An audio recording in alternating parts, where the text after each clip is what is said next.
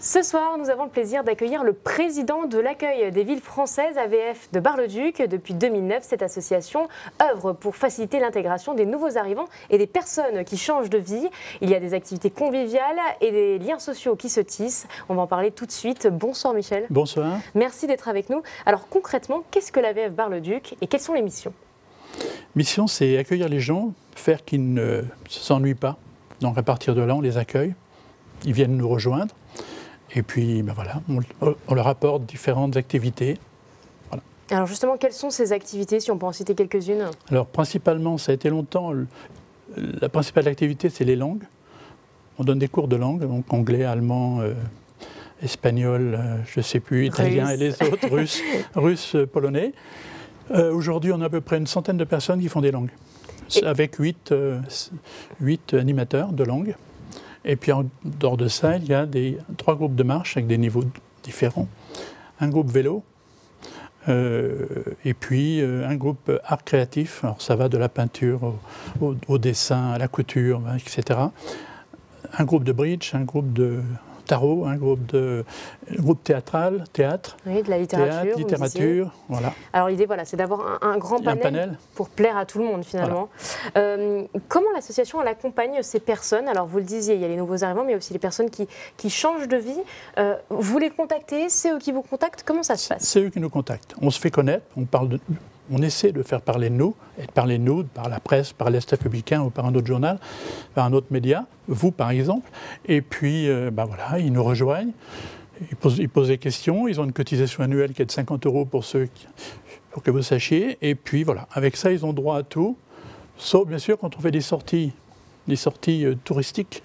Là, il y a un prix complémentaire à donner. Alors, on le disait, les nouveaux arrivants, j'imagine qu'en 2019, ça fonctionnait sur le territoire de la Meuse. Aujourd'hui, la Meuse perd quelques habitants.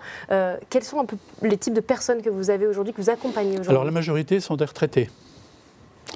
Grande majorité. Petit à petit, on fait entrer des jeunes parce qu'on a été, ou c'est eux qui sont venus, mais on a été tapés aux portes, par exemple, du conseil départemental, où il y a des gens qui travaillent, qui ne peuvent pas, bien sûr, venir à AVF en journée, donc ils viennent le soir, après leur travail, après 17 h. Donc on a des cours de langue, par exemple, après 17 h. Après 17 h. Et on va sans doute ouvrir des activités de plus en plus les week-ends, ce qui permettront à des jeunes couples ou à des gens de venir nous retrouver. L'idée, c'est de cibler aussi les quelques personnes qui arrivent encore sur le secteur. Quels sont les types de personnes que vous avez qui débarquent à Bar-le-Duc? Vous savez, des gens qui débarquent à Bar-le-Duc, aujourd'hui, il y en a très peu. Alors, on a grand espoir avec l'Andra, qui est en train d'ouvrir, il va avoir de grosses activités, avec aussi les bus de Lignon-Barrois. Ils vont faire venir du personnel. Donc, on va peut-être avoir un peu de monde complémentaire. Mais autrement, jusque ces 5 dernières années, ou 6 dernières années, voire 10, c'était vraiment du retraité à 90 %. D'accord, donc vous aviez un gros travail à faire sur ces personnes qui changent de vie, comme vous le disiez. Quelles sont un petit peu les actions que vous souhaitez mener plus tard? Quels sont un peu les objectifs de l'association qui arrivent prochainement? Oui, alors s'ouvrir aux autres associations AVF, évidemment, surtout Saint-Dizier, qui est à tout près. Hein, on travaille. On a des activités en commun avec eux, mais aussi les autres associations AVF, Nancy particulièrement, Troyes, Chaumont, des gens Reims, des gens qui sont proches de nous. En dehors de ça, on s'ouvre à d'autres associations pour pouvoir créer des manifestations plus importantes.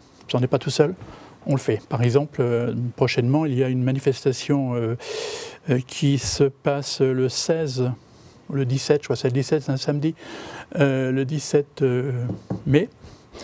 C'est une soirée qui est organisée par une association partenaire. Alors, les associations partenaires payent une cotisation un peu plus importante qu'une personne seule. Et donc, on fait des manifestations ensemble. Là, c'est une grosse manifestation avec repas, 60 artistes dans la Barroise, la salle de Bar-le-Duc. Seul, on ne peut pas le faire, mais avec d'autres associations, on peut faire de telles manifestations. Donc le but, c'est de tisser des liens avec les autres associations. Les autres associations. Et puis, qu'est-ce qu'on a d'autre? Il y a plein de projets, mais ça, je reviendrai. Je ne sais plus. On en reparlera. Alors simplement, pour terminer, quel est un petit peu le nombre de bénévoles que vous avez aujourd'hui dans l'association? Il y a une vingtaine de bénévoles permanents, on va dire. Ce sont des gens qui sont là pour donner les cours de langue, j'en parlais tout à l'heure, pour s'occuper du bridge, de la marche, du vélo. Une vingtaine permanents. Ce sont des permanents bénévoles. Qui organisent donc des choses chaque semaine? Chaque semaine. Et puis après, vous, j'imagine, il y en a même, je vois dans les cours d'anglais, il y en a qui font par semaine 10 heures de cours d'anglais. En 5 fois 2 heures. Voilà. Donc c'est des personnes précieuses. Ah, ça, c'est des personnes précieuses. L'idée, c'est de recruter un petit peu plus de bénévoles, j'imagine, pour la suite? Oui, quand on sera encore un peu plus nombreux. Là, on est 210, plus les associations partenaires que je mets à part. On a à peu près 210 personnes, ce qui est important pour une ville comme Bar-le-Duc, parce que dans le Grand Est, l'association la plus importante, c'est Reims, ce sont à peu près 250, mais Reims, c'est une ville relativement importante, et nous, une ville de 13 500 habitants, on est à 210, ce qui est quand même assez remarquable. Assez remarquable, tout à fait. Donc vous faites partie des 13 associations du Grand Est, on le disait tout à l'heure, et une 14e doit se créer, c'est sur le secteur d'Épinal. Voilà. Eh bien, écoutez, merci d'avoir été avec nous. Mais c'est moi qui vous remercie. Et puis on suivra les projets et les événements qui arrivent par la suite.